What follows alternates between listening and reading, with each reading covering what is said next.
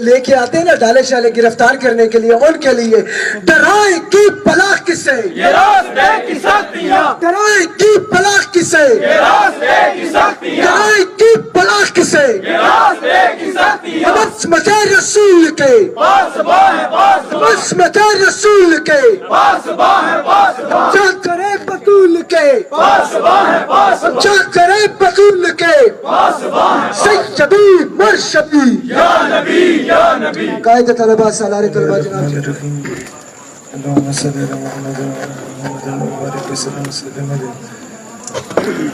دوستان ذی وقار، آج صبح ہم لوگ نارووال میں غالب ہیں، قریب کرے تھوڑا سا، وہاں اپنے نوجوانوں سے محو گفتگو تھے، تو اتنے میں پولیس تشریف لے آئی تھی، تو پھر ہمیں گلا پھاڑ کے تقریریں کرنی پڑی، اسی لیے میں ابھی اس جوش و ولولے سے نہیں کر پاتا کہ اب میرا گلا میرا ساتھ نہیں دے رہا، لیکن میں کچھ چیزیں بغیر وداؤٹ بینگ جذباتی آپ لوگوں کے گوش گزار کرنا چاہوں گا کہ اس وقت جس دور سے ہم لوگ گزر رہے ہیں، ایک دور ہوتا تھا جب ہم انجمن طلبہ اسلام میں تھے تو سب سے زیادہ کریٹیسائز سیالکوٹ اور گجرانوالہ کو کیا جاتا تھا۔ اب آ کے مجھے اندازہ ہوتا ہے کہ جب تک یہ ماڈل جو سیالکوٹ اور گجرانوالہ ہے اسے امپلیمنٹ نہیں کیا جائے گا، یہ لبرلز پہ قابو نہیں پایا جا سکتا۔ یہ کچھ حقائق ہیں، جس کی لاٹھی اس کی بھینس۔ دنیا کا قانون رہا ہے، کفر ہمیشہ سے ہمیں کیوں چماٹے مارتا رہا کہ جب وہ ایک گال پہ تھپڑ مارتا ہم کہتے ہیں بھائی جان ہم بڑے پرامن ہیں، ہم مسلمان ہیں، دوسری گال بھی حاضر ہے۔ ہمیں اسلام نے کبھی یہ درس نہیں دیا۔ اسلام پرامن مذہب ہے، لیکن اسلام کبھی یہ نہیں کہتا کہ ماں بہن بیٹی کی عزت کو پامال کیا جا رہا اور تم چوڑیاں پہن کے بیٹھو۔ اسلام کبھی یہ نہیں کہتا کہ عراق میں مدر آف آل بامز گرائے جائیں، افغانستان میں، اور 12,000 بم آپ کے عراق میں گرائے جائیں۔ بہنوں کو ان کے بھائیوں کے سامنے برہنہ کر کے سٹ سٹینڈ کی سزائیں دلوائی جائیں 2002، 3 اور 4 میں، اور پھر ان کے وہ CDs وائرل کروائی جائیں اور پاکستان میں بھیجی جائیں، اور باہر یہ لکھا جائے کہ یہ حج اور عمرہ کرنے کا طریقہ ہے۔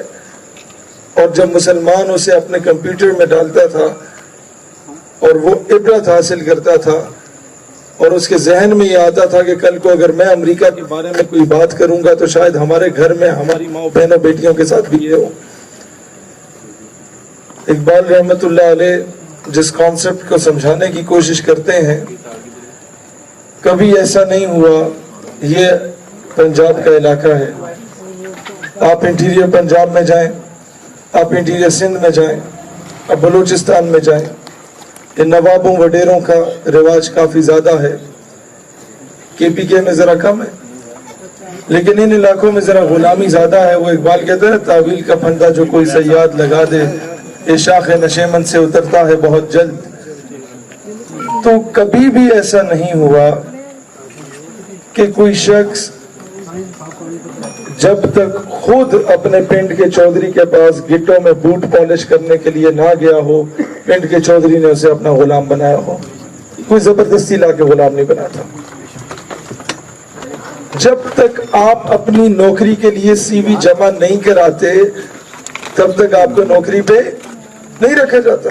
اسی طرح تو اقبال نے یہی کہا، یورپ کی غلامی پہ رضامند ہوا تو، مجھ کو گلا تجھ سے ہے یورپ سے نہیں ہے۔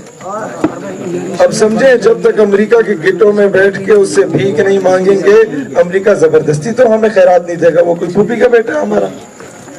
یہ جو آپ ایڈ دیکھتے ہیں، USAID کی مد میں ہمیں ایڈ مل گئی، دیکھتے ہیں نا، یہ فلانی سپورٹ آ گئی جناب امریکہ سے۔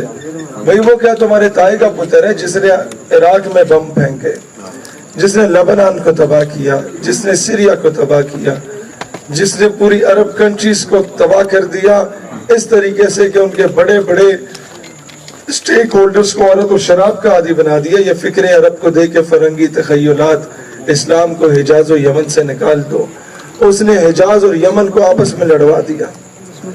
اس نے عراق اور کویت کو آپس میں لڑوا دیا. اس نے عراق اور ایران کو آپس میں لڑوا دیا. اس نے پاکستان اور افغانستان کو آپس میں لڑوا دیا. وہ تمہیں کیوں ایڈ دے گا؟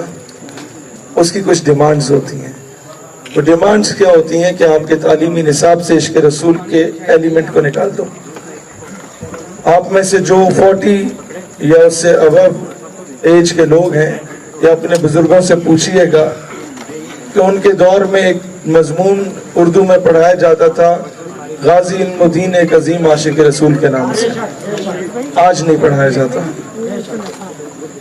ایک دور ہوا کرتا تھا کہ سلطان صلاح الدین ایوبی کے بارے میں ہمارے بزرگوں کو پڑھایا جاتا تھا. آج مصطفیٰ کمال اتاترک پڑھایا جا رہا ہے جسے انگریزوں نے لانچ کیا اور ایک لبرل ترکی ہمارے اوپر مسلط کیا تھا. آج وہ سلطان محمد فاتح نہیں پڑھایا جاتا. آج ہمیں وہ غازی عبدالحمید نہیں پڑھایا جاتا. آج ہمیں وہ نور الدین زنگی جیسا چیف آف آرمی سٹاف نہیں پڑھایا جاتا. اسی لیے ہمارا وزیر اعظم کہتا ہے کہ جو بارڈر کی طرف جائے گا وہ ملک دشمنی کرے گا. بندہ اس بدبخت سے پوچھے کہ تم ہر 5 ستمبر کو آ کے دعا کرواتے ہو کہ اللہ کشمیر کو آزادی دلوا دے. اپنے ساتھ کچھ علماء کو بھی بٹھا دیتا ہے. اب میں دعا کرواؤں آپ دعا کروائیں اچھا لگتا ہے. ہمارے پاس اور کچھ ہے بھی نہیں نعرے لگانے کے علاوہ, دعائیں کرنے کے علاوہ, تقریریں کرنے کے علاوہ. لیکن جب وزیر اعظم بھی دعا ہی کرے تو کرسی ہے تمہاری یہ جنازہ تو نہیں ہے, کچھ کر نہیں سکتے تو اتر کیوں نہیں جاتے. اللہ وطن کو جو میرے الجہاد الجہاد الجہاد الجہاد الجہاد الجہاد لبیک لبیک الجہاد الجہاد الجہاد الجہاد لبیک لبیک جہاد الجہاد لبیک لبیک. کرسی ہے تمہاری یہ جنازہ تو نہیں ہے, کچھ کر نہیں سکتے تو اتر کیوں نہیں جاتے. اللہ وطن کو جو میرے لوٹ رہے ہیں یہ دیش کے غدار ہیں مر کیوں نہیں جاتے. یہ پچھلے 70 سالوں سے انگریزوں کی غلامی کرنے والے ہیں. یہ پچھلے 70 سالوں سے یہ جو اوپر مسند وزارت عظمیٰ پہ کوئی شخص بیٹھا ہوتا ہے وہ چینج ہوتا ہے لیکن وہ لوٹے اور چمچے خرچے وہ کانسٹنٹ رہتے ہیں. وہ آپ کو ہر جماعت میں نظر آئیں گے. یہ کیوں وہاں پر ہیں؟ ان کی تاریخیں کھنگال کے دیکھو. ان میں سے اکثریت آپ کو وہ نظر آئے گی جن کے باپ دادا نے 1857 اور 1920 میں جا کے انگریزوں کے کتے نہلائے تھے. آج ان کے بچے نواب بنے, آج ان کے بچے وڈیرے ہیں. لیکن مسئلہ یہ نہیں کہ وہ نواب اور وڈیرے ہیں, مسئلہ یہ ہے کہ ہم لوگ کیوں ہمارے پنڈ دیہات کے لوگ جا کے انہی کے گھوڑے کتے نہلا رہے ہوتے ہیں. اگر تم یہ چاہتے ہو کہ تمہارا تعارف شہر میں یہ ہو کہ یہ انگریزوں کے کتے نہلانے والوں کے بھی کتے نہلانے والا ہے تو بتاؤ تمہاری یہ پی ایچ ڈی کی ڈگریاں اور تمہارے یہ ماسٹرز اور بیچلرز کی ڈگریاں کس فائدے کی ہیں نوجوانوں. آج کے بعد اس غلامی کو توڑو, حضور علیہ السلام کی غلامی کے دامن کو تھامو.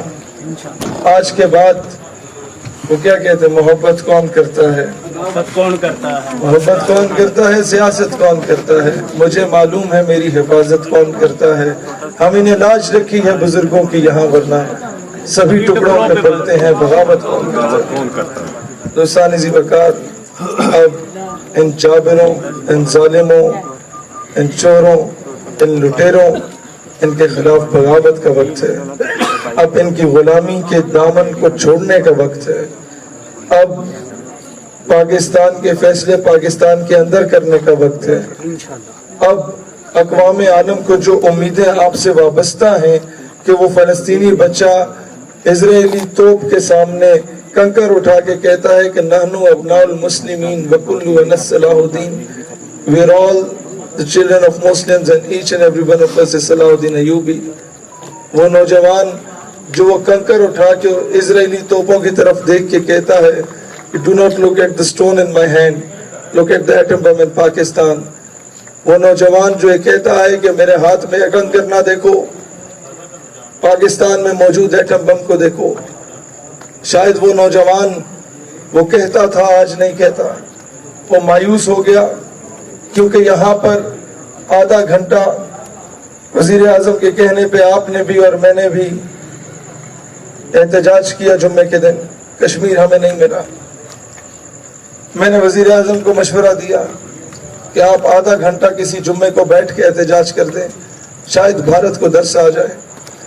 شاید اگلے جمعے آپ لیٹ کے احتجاج کر دیں, آدھا گھنٹہ بھارت کو ترس آ جائے. لیکن اگر پھر بھی مشورہ دیا کہ آپ آدھا گھنٹہ کسی جمعے کو بیٹھ کے احتجاج کر دیں, شاید بھارت کو درس آ جائے. شاید اگلے جمعے آپ لیٹ کے احتجاج کر دیں, آدھا گھنٹہ بھارت کو ترس آ جائے. لیکن اگر پھر بھی آپ کو کشمیر نہ ملا تو کسی جمعے کو تمام حکام بالا, تمام سے مراد آپ سمجھتے ہیں انکلوڈنگ فرشتے, تمام حکام بالا, قائد تیری جرت کو سلام ہے, سلام ہے. قائد تیری جرت کو سلام ہے, سلام ہے. تمام اگر اس سے بھی آزاد نہیں ہوتا کشمیر تو کسی جمعے کو آدھا گھنٹہ نکالو اور امت کے سامنے آدھے گھنٹے کے لیے کسی جمعے کے دن مرغا بن جاؤ اور کہو کہ اب محمد بن قاسم نے نہیں آنا. اب یہ جو بہنیں ہیں یہ جو دیوار پہ لکھتی ہیں کیا سیدنا عمر فاروق کے وارث اب نہیں رہے, تو انہیں کہہ دو کہ بس حمیت نام تھا جس کا گئی تیمور کے گھر سے. اب وہ غیرت, جرت, شجاعت وہ گئی. اب ہماری تلواریں ڈونلڈ ٹرمپ کے آگے رقص کرنے کے کام آتی ہیں. ایوبی رحمت اللہ علیہ فرماتے تھے کہ جب مسلمان کی تلوار عورت اور شراب سے زنگ آلود ہو جائے تو وہ حاکم وقت بے غیرت اور بزدل ترین ہو جاتا ہے.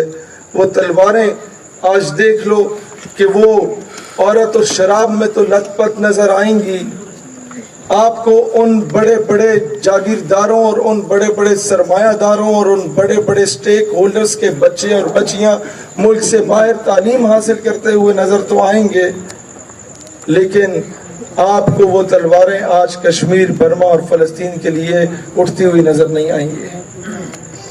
آپ کو معذرت کے ساتھ مجھے دکھ ہوتا ہے یہ بات کہتے ہوئے, شاید یہ بات ابھی آپ کے سر سے گزر جائے, شاید آپ میں سے دو چار یہ بات سمجھ جائیں, شاید ان دو چار ہی ایسے ہوں کہ وہ اپنے آنے والی نسلوں کو بچا دیں کہ جب روس کے خلاف ہم لوگوں نے جہاد کیا تو وہ جہاد تھا, لیکن جب اسی افغانستان پہ امریکہ آیا تو پھر امریکہ کا ساتھ دینا ہم پہ لازم ہو گیا, تب ہمیں جہاد بھول گیا. لہٰذا جب تک ہم یہ نہ کہیں کہ جہاد صرف وہ جائز ہے جو امریکہ کی خوشنودی سے ہو, تب تک ہم آزاد نہیں ہو سکتے. دوستان ذی وقار, ابھی ہمیں کچھ یہ وہ تلخ باتیں ہیں, یہ وہ تلخ حقائق ہیں جو کہ شاید لوگ کرنے سے پہلے وہی چودھری صاحب والی بات کے باہر ایک کالا ڈالا کھڑا ہوتا ہے اور آپ کا شمار نامعلوم افراد میں ہو جاتا ہے. لیکن میں کب تک یہ برداشت کروں کہ میرے قوم کی بیٹی عافیہ صدیقی کی صورت میں اغوا کر لی جائے؟ میں کب تک یہ برداشت کروں کہ میرے قوم کے بچے ریمن ڈیوس کی صورت میں اسے قتل کر دیا جائے اور ریمن ڈیوس باعزت طور پر بری ہو جائے؟ میں کب تک یہ برداشت کروں کہ کرنل جوزف رات کی تاریکی میں میرے بچے کو اسلام آباد کی سڑکوں پہ کچل دے اور ہم اسے نور خان ایئر بیس سے رات کی تاریکی میں سلوٹ مار کے بھیج دیں؟ میں کب تک یہ برداشت کروں کہ میرے دیش کا جوان وہ چونڈا میں اپنے جسم سے بم باندھ کے ہندوستانی ٹینکوں پہ تو کود پڑا, اس کے غرور کو خاک میں ملایا؟ میں کب تک یہ کہوں کہ ہمارے دیش کے جوان نے آپ کے کیا کہتے ہیں سری نگر کے قریب تو قربانیاں دیں, ایل او سی پہ تو قربانیاں دیں, سیاچن پہ تو قربانیاں دیں, لیکن اوپر جو سٹیک ہولڈرز بیٹھے ہیں انہوں نے ہمیشہ سے جارج بش کے, اوباما کے اور ڈونلڈ ٹرمپ کے تلوے چاٹے ہیں. میں کب تک یہ برداشت کروں کہ چہرے تبدیل ہوتے رہیں لیکن غلامی کا پٹا وائٹ ہاؤس سے ہی آتا رہے؟ میں کب تک یہ برداشت کروں کہ چہرے حکام بالا کے تبدیل ہوتے رہیں لیکن منظوری واشنگٹن ڈی سی سے آتی رہی؟ دوستان ذی وقار, اب وقت آ چکا ہے, تمہارے پاس سوشل میڈیا کا پلیٹ فارم ہے, اسے ہتھیار سمجھو. یہ ہتھیار ہے جس نے تمہیں آج یہاں لا کے کھڑا کیا. یہ ہتھیار ہے جس نے آج، اس سے پہلے کئی اس طرح 2-3 اجتماع ہوئے کہ وہ دیکھنے سے تعلق رکھتے تھے پورے شہر میں اپنی نوعیت کے، ایک منفرد اجتماع ہوئے آج، وہ سوشل میڈیا تھا. بجائے اس کے کہ اس پہ ہم پاپا کی پرنسز والی آئی ڈی بنائیں، یا بجائے اس کے کہ اس پہ ہم لوگ سبا بن کے 20 روپے کا ایزی لوٹ منگوا لیں، بجائے اس کے کہ ہم لوگ وہ قریب کر لیں. یہ بھی مائنڈ کر گئے، بجائے اس کے کہ ہم لوگ اپنا کردار کو اتنا گھٹیا قسم کا کر دیں کہ دنیا ہم پہ تھوکے. خدا کا واسطہ ہے، آج اسلام کی سربلندی، اسلام کے دفاع، پاکستان کے دفاع میں سوشل میڈیا کو یوٹیلائز کریں. میں آپ کو ایک بہت زبردست Audio input.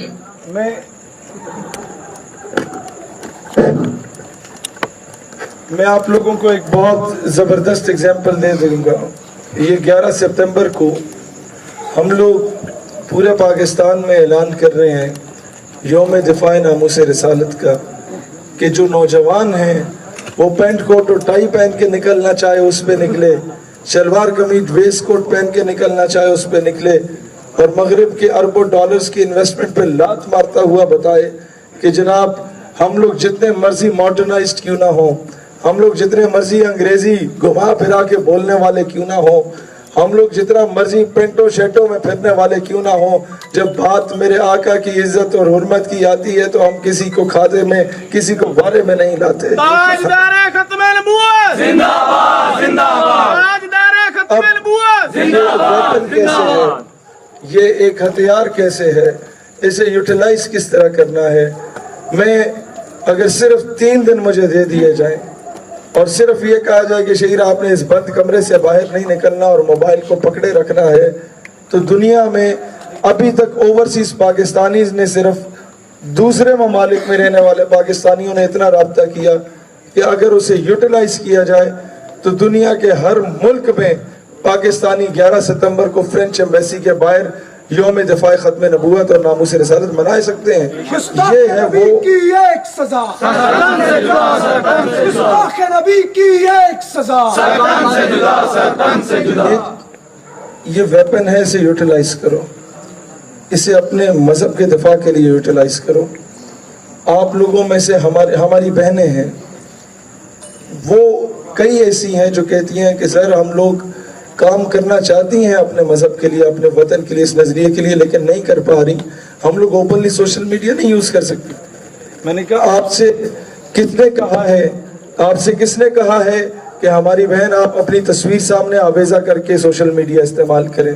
آپ اپنے آڈیو نوٹ کے ذریعے اپنی انقلابی آواز، وہ درد بھری آواز اس امت کو پہنچا سکتی ہیں. آپ اپنے ماشاءاللہ شاہ صاحب، یا نبی غلام ہے، غلام ہے، رسول کے غلام غلام یہ رسول میں موت بھی قبول ہے جو ہو نہ عشق مصطفیٰ. تو زندگی فضول ہے. بڑے ہمارے لیے آنر کی بات ہے شاہ صاحب یہاں تشریف لائے. تو بہنوں کے بارے میں عرض کر رہا تھا کہ آپ کے آڈیو نوٹس کے ذریعے آپ انہیں آڈیو نوٹس بنائیں، اوپر ویڈیو میں کنورٹ کیا جا سکتا ہے، اس پہ پکچر سٹوریز لگائی جا سکتی ہیں، بہت کچھ کیا جا سکتا ہے. اس ہتھیار کو استعمال اگر ہم کریں گے تو دنیا میں انقلاب آ سکتا ہے. ریسنٹلی 3-4 ملکوں میں پوری بغاوت جو قائم ہوئی وہ سوشل میڈیا نے قائم کی. دوستان ذی وقار، اسی لیے میں دوبارہ درخواست کروں گا کہ پاپا کی پرنسز اور یہ سبا کے ایزی لوٹ سے نکل کے کوشش کریں کہ اس سوشل میڈیا کے اس کو as a source of entertainment نہیں، اسے ایز اے ویپن، ایک ہتھیار کے طور پہ یوٹیلائز کریں.